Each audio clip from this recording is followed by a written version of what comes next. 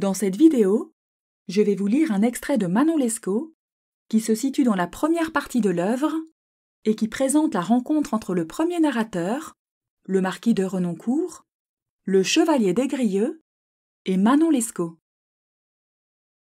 J'aurais passé après cette explication si je n'eusse été arrêté par les exclamations d'une vieille femme qui sortait de l'hôtellerie en joignant les mains et criant que c'était une chose barbare, une chose qui faisait horreur et compassion.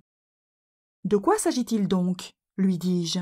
« Ah, monsieur, entrez, répondit-elle, et voyez si ce spectacle n'est pas capable de fendre le cœur. » La curiosité me fit descendre de mon cheval, que je laissai à mon palefrenier.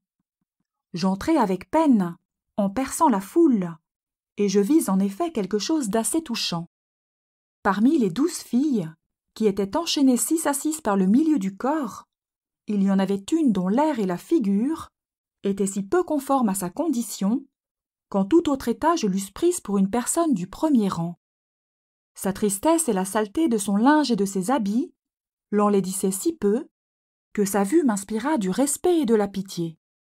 Elle tâchait néanmoins de se tourner, autant que sa chaîne pouvait le permettre, pour dérober son visage aux yeux des spectateurs. L'effort qu'elle faisait pour se cacher était si naturel qu'il paraissait venir d'un sentiment de modestie.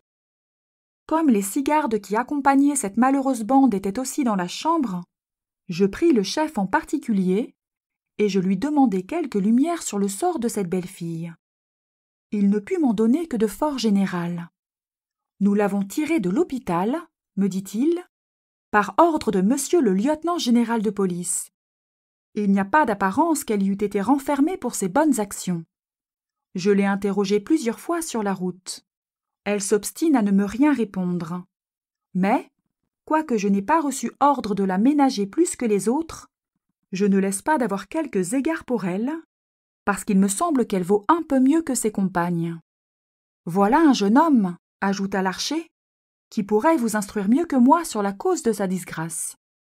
Il l'a suivie depuis Paris, sans cesser presque un moment de pleurer. Il faut que ce soit son frère ou son amant.